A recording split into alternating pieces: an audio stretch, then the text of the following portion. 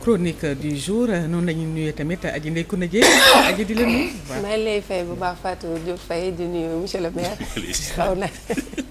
xaw naa tiit tuuti ak manifestation Népal bi mu joxe exemple j'espère que Sénégal moom lu ñuy jot a yegg foofu sinon musiba baaba kumba lay daal di doon. di nuyu également suñu invité Alexandre Guibert Lett di nuyu sénégalais yi ñuy seetaan partout dans le monde fii ci Sénégal ak ci bitim réew di nuyu aussi suñu mbokk internet yi. ñoom ñooy dooleel saa su nekk Walfadjri si kanam tuuti nag dinañu indi waxtaan bi nga xamante ni ñu ngi ko daal di wékk ci sommet africain sur le climat bi amoon na ca Addis Abeba laata loolu nag damay bàyyi sama invité mu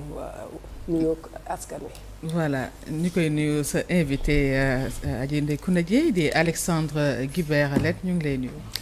jërë ngeen jëf ma leen di gërëm ci invitation bi di rafetul seen émission merci. voilà merci noonu la ñuy ñëwee ci rubrique environnement.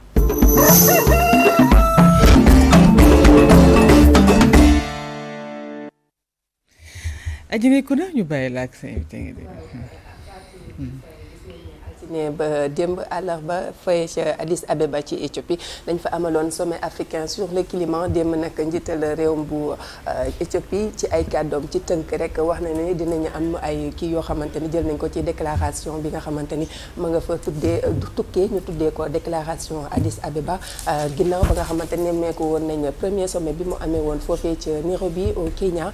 bi deuxième sommet bi ginnaaw loolu nag gis nañ ni dirigeants africains yu bëri dem nañ wuyu ak ay acteurs yoo xamante ni ñu ngi yëngu ci wàllum sàmm alam gi loolu moo tax tey ñu dalal fi Alexandre Guibert Lett moom nag spécialiste en communication la ak plaidoyer sur le climat nekkit directeur exécutif bu Teranga Lab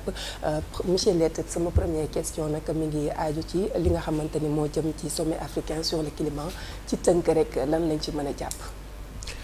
bon nekkoon na ay rencontre yu am solo man personnellement. teew ma fa woon mais suivre naa actualité sommet bi puisque si kuréel bi ma bokk di Teranga Lab yebal nañ fa ab ndaw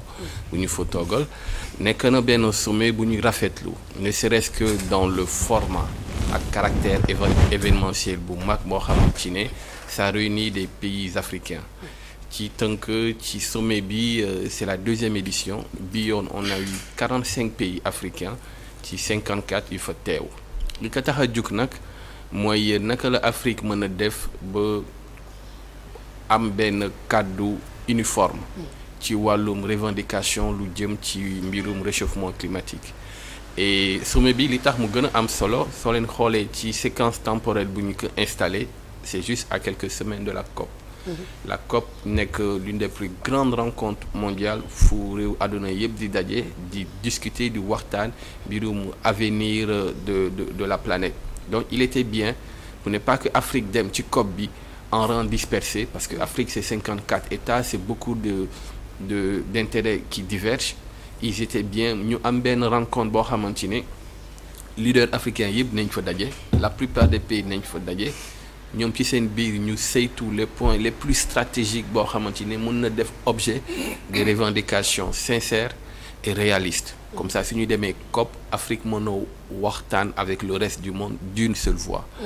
boobu mooy premier aspect bi gën a am solo en ce qui concerne l'efficience même de ce sommet ñaareelu aspect bi mbirum climat dafa nekk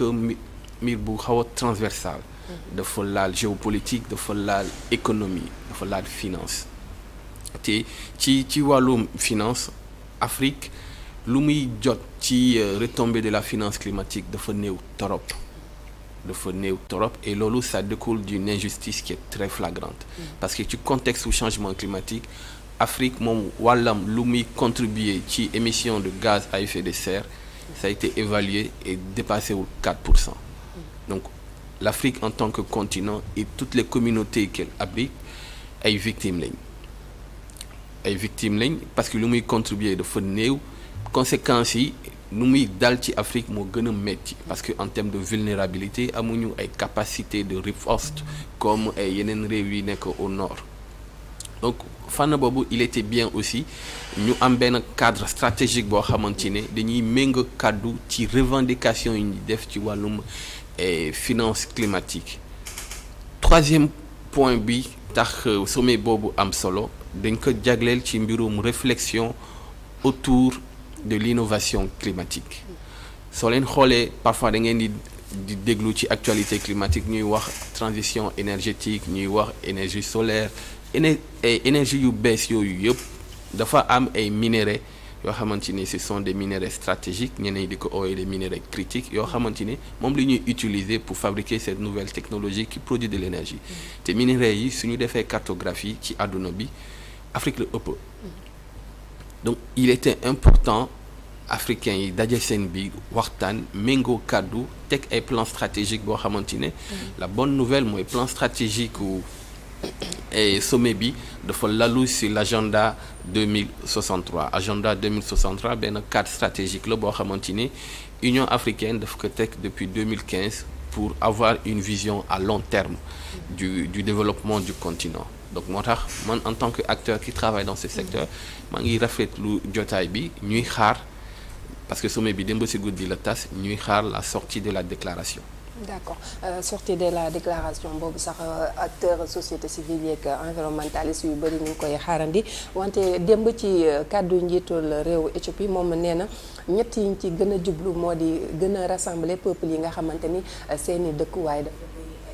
maanaam dafa am richesse deuxième bi mooy li nga xamante ni moo di Afrique ñu xool nan la ñuy waxee xàccendoo dóorandoo ndaxte souvent dañuy am ñii di jaar fii ñii di def ba bu ñu demee COP sax problème la pour ñu déggoo ñetteel bi poñ mooy ñu xool naka rek la ñuy préserver patrimoine culturel bi nga xamante ni mooy forêt yi mais est-ce que tamit dina mën a nekk lu yomb étant donné que gis nañ première fois bi mu amee fee ci Nairobi au Kenya génne woon nañ fa tamit déclaration Nairobi mais ba tey jii dafa mel ni affaire yi dañuy mel ni kuy recommencer waat rek. du yomb ça c'est une évidence du nekk lu yomb mais il faut saluer d'abord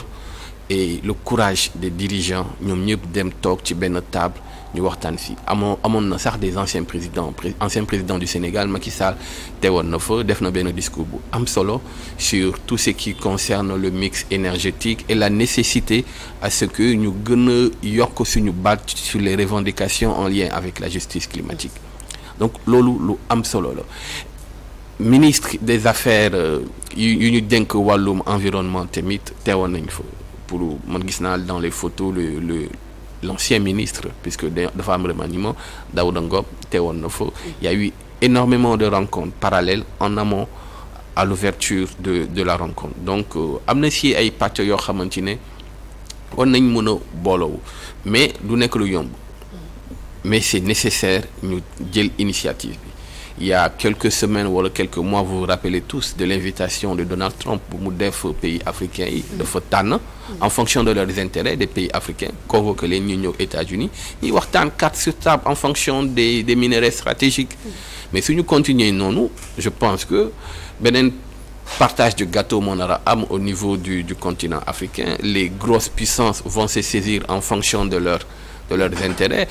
de certains minéraux stratégiques et du nekk suñu njëriñ tant que ñu ngi dem avec de grands ensembles je pense que mun nañ am ay gain de cause puisque suñu revendication presque benn la. D'accord léegi par rapport ak sommet bi nga xamante ni ndax képp nañ ko démb yan ñoo nekkoon défi yi nga xamante ni peut-être pays africains yi war nañ ko mën a relever pour mën a concrétiser li nga xamante ni moo di seen volonté. Alors premier défi bi mooy jógee ci séquence su plaidoyer structuré à aller vers des mécanismes de financement tangibles identifiés boobu mooy défi bi gën a rëy soo leen lire la première déclaration bu tukkee ci premier sommet bi ñu organisé en 2023 à Nairobi dafa def benn accent bu rëy ci wàllum plaidoyer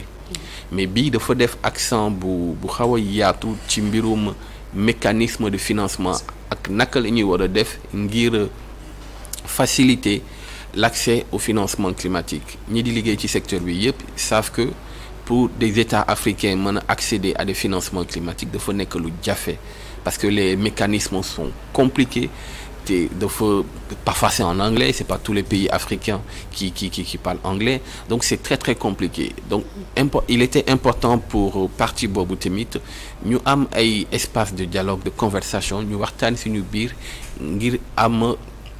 teg parallèlement des mécanismes yoo xamante ne au moins dina faciliter loolu troisième aspect bi mooy mbirum investissement sur les questions d'innovation climatique parce que Afrique su buggee dugg les deux pieds dans la transition énergétique il faut pas muy toog xaar ay technologies ñu développer que ci tugal ensuite ñooñu wàccee ko fii on va pas s'en sortir on est obligé nous-mêmes en nos sein ñu xool comment booster nos universités nos centres de recherche pour ñu ut ay solutions à nos propres problèmes ci wàllum énergie ci wàllum économie verte. À travers notre CDN. Bien sûr, à travers des CDN, mais des CDN qui soient beaucoup plus connectés aux réalités économiques et qui soient productrices aussi d'innovation. D'accord amul yeneen défi yoo xamante ni mi ngi leen di xaarandi. Toujours défi am na le défi de la justice climatique. tey soo demee COP dëkk bu nekk dañuy ñëw ak seeni négociateurs am na des groupes de négociateurs mais il faut reconnaître que ces dernières COP les négociateurs yoo xamante ni dañuy jóge ci pays nord yi ñoom ñoo ëpp mun naa la jox l'avant-dernière COP la COP de Dubaï où les pays pétroliers c'est un groupe de négociateurs moo ëppoon l'ensemble des négociateurs des PMA loolu c'est problématique moo tax il faut se préparer d'abord ñun ci suñu biir ñu toog waxtaan inviter ci suñu société civile inviter tamit suñu secteur privé parce que mbirum climat c'est pas forcément mbirum militant wala mbirum communauté le secteur privé qui produit de la valeur ci biir réew mi ñoom tamit ils doivent participer parce que dans l'économie verte il y a énormément de compartiments yoo xamante ne ñoom mun nañ ci bay seen waar. D'accord ci wàllum finance verte boobu nga xamante ni kii pays africains yi ñoom ñoo koy tendre di ko xaarandi ci pays riches yi lan moo war a nekk taxawaayu communauté internationale bi. Bon communauté internationale moom taxawaayam sur les questions climatiques d'abord c'est de prêter l'oreille attentive suñu wax ak moom il faut mu ñuy déglu si suñu communauté yi di wax ak moom il faut mu leen di déglu boobu mooy premier point l'écoute attentive. Deuxième point, il faut que mu faciliter l'accès au financement des États africains sur les questions de financement climatique.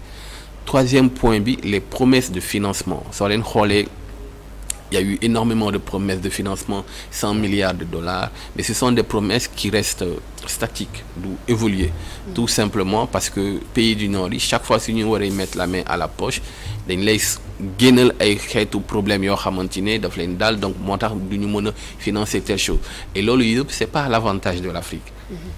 D'accord yow en tant que spécialiste en communication et plaidoyer sur le climat naka ngay jàngatee peut-être évolution bi de 2023 à 2025 diggante Nairobi ak fi ñu demee ca Addis Abeba est-ce que am na une certaine évolution am na ay progrès objectifs yi ñu fixé woon est-ce que pays africains yi atteindre nañ ko wala ba tey am na loo xamante ni il faut ñu mottale ko. am na évolution du point de vue de la prise en compte de l'importance du sujet. ci suñu réew mu ngi commencer am évolution su fekkee ne ci fànn boobu am nañ tuuti satisfaction mais am na ay bërëb yoo xamante ne dafa xaw a sooxee daal et surtout au niveau international loolu li ko waral c'est aussi les crises géopolitiques ci diggante bi am na ay guerre loolu yëpp day yéexal l'agenda climatique mondial ci diggante bi am na l'arrivée au pouvoir de l'extrême droite dans de nombreux pays en Europe et l'arrivée au pouvoir des populistes aux États-Unis le cas Trump dafa ñëw bokk na ci li mu njëkk a signé le retrait des États-Unis à l'accord de Paris donc loolu yëpp dafa nekk ay mbir yoo xamante ne c'est de la géopolitique mondiale day influer tamit ci li nga xamante ne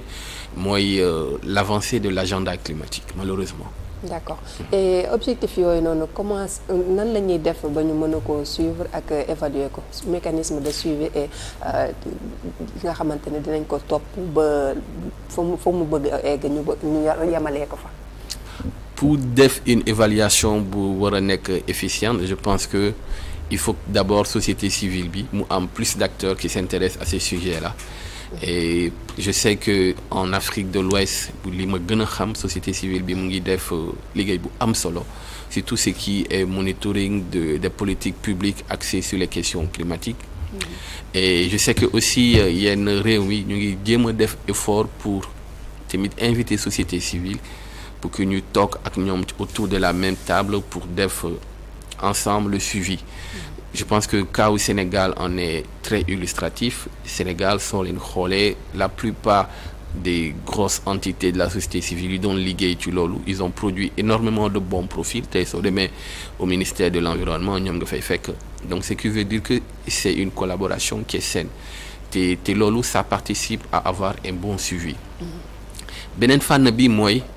il faut que les questions climatiques am une place entière dans les débats de société,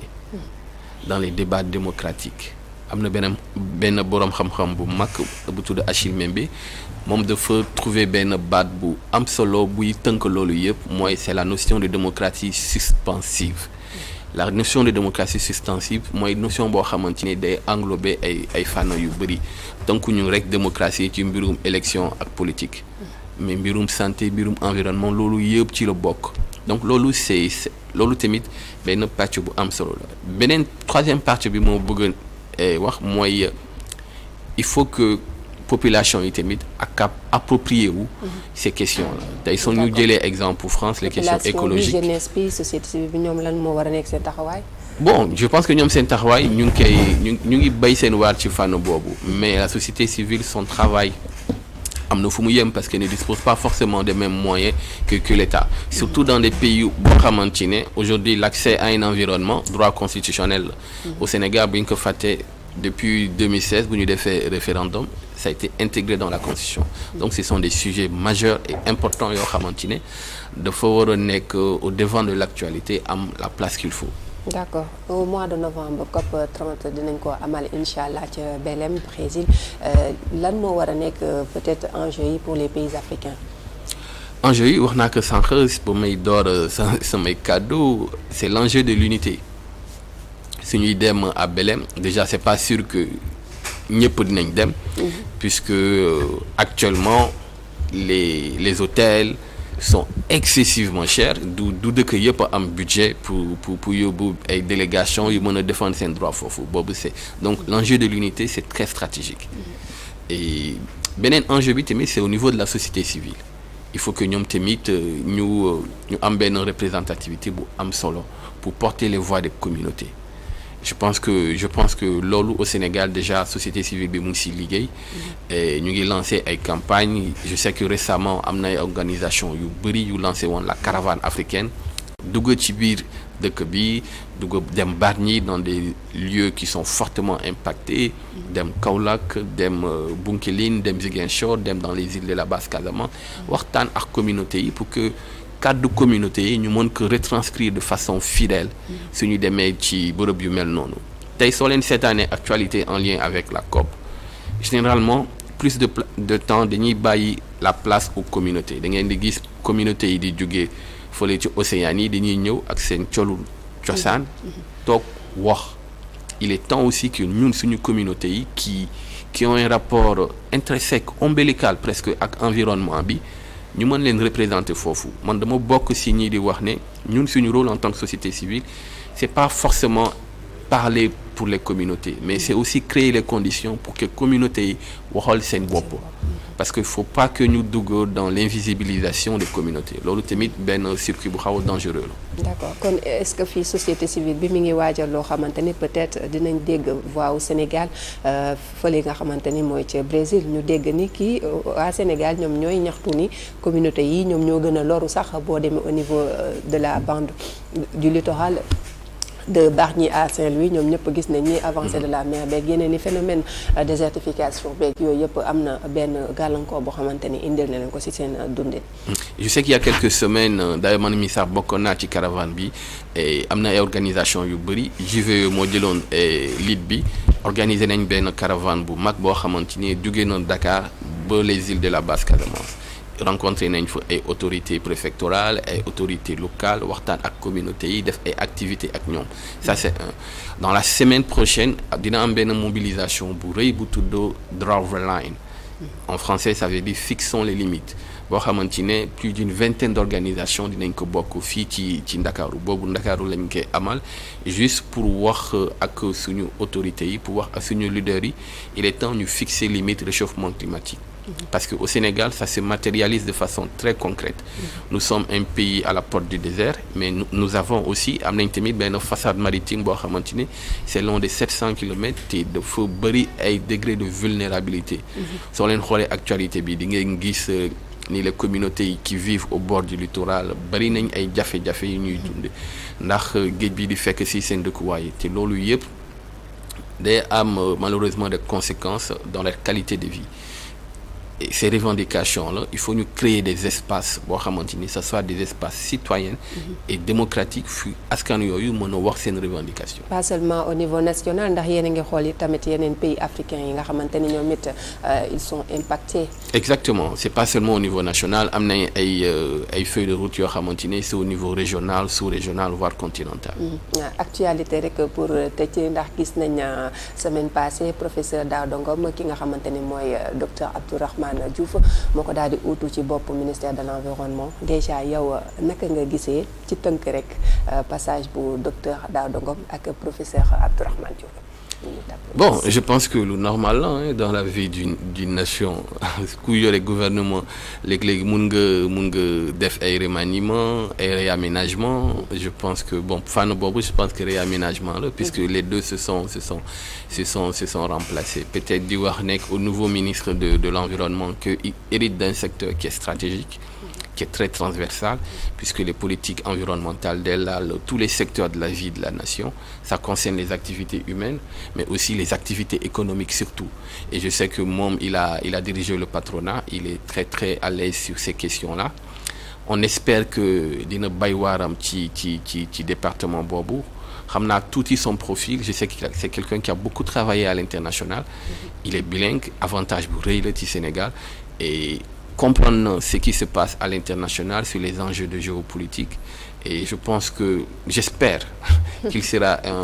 un ministre efficace. Additionné à ça, c'est un excellent communicant. Am naa yaakaar ne bon, il pourra faire un travail efficient bu am solo ci département boobu. De toute façon, maa ngi koy ñaanal. On croise les doigts. On croise les doigts. Merci beaucoup. Merci d'avoir répondu à notre invitation. Alexandre Guibert-Lett moo nekk spécialiste en communication et plaidoyer sur le climat nekk it directeur exécutif bu Teranga Lab. Fatou li lañ leen indiloon ci seen numéro bi di daane samay kàddu rek di jaal sama xarit Birane Sall moom mi nga xamante ni démb dafa ñàkk waajuram bu góor di Papa Lamine di ko ñaanal foofu mu nekk gën a ko fuuf fii mu jógee yàlla oyofal suuf si kawam jéggal ko ay bàkkaaram ci bàkki Seydina Mohamed alayhi salaatu wasalaam. amiin jërëjëf Adji Ndeye Kounda Dieye di jaajëfal aussi sa invité bu baax a baax noonu la ñuy ñëwee ci invité actu.